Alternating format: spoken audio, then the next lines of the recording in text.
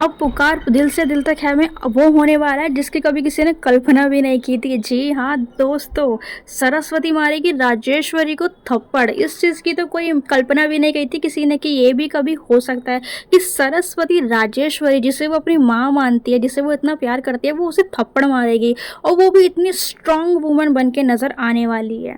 जैसा कि मैंने आपको बताया था कि जैसे कि मैंने आपको बताया था कि ये शो बिल्कुल अपने अंतिम चरण में पहुंच चुका है। कोयल वेदिका का तो किडनैप हो चुका है, सारी सच्चाई सामने आ चुकी है। अब भैया इतना सब कुछ होगा तो एक्शन सीन तो बनता ही है ना। जी हाँ दोस्तों, अब होगा सरस्वती का एक्शन वाला मोड ऑन। और वैसे भी एक माँ की सबसे बड़ी ताकत तो उसकी बेटियां ही होती है ना। तो बस अब ऐसा ही कुछ होने वाला है। अब भैया वेदिका और कोयल तो बंधे हुए हैं, वो दोनों तो एक्शन कर नहीं सकते। और रहा सवाल सरस्वती का, तो उसको तो शुरू से ही कमज़ोर दिखाया गया है। मतलब जब से एक्सीडेंट हुआ था उसके बाद से उसे काफ़ी ज़्यादा कमज़ोर दिखाया गया है। लेकिन मैंने काफ़ी बार कहा है कि एक माँ कभी भी कमज़ोर नहीं होती। जब बात उसके बच्चों की आती है ना, तो कमज़ोर से कमज़ोर औरत, कमज़ोर से कमज़ोर माँ भी शेरनी बन के बाहर निकल के आती है। इस सीन में भी अब ऐसा ही कुछ देखने को मिलने वाला है। सरस्वती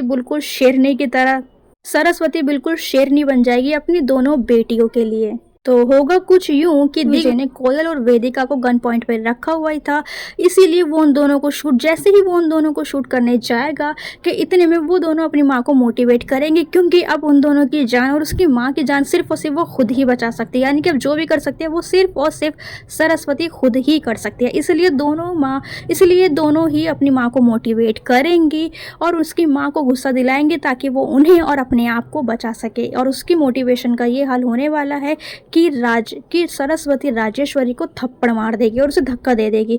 जैसे ये होगा, जैसे ही उस दिग्विजय की माँ को सरस्वती थप्पड़ मारेगी, तो दिग्विजय शांत तो बैठ नहीं सकता है। वो सरस्वती को मारने के लिए जाएगा कि इतने में ही कोयल उसे गिरा देगी लात मार के, और सरस्वती उठा लेगी गन।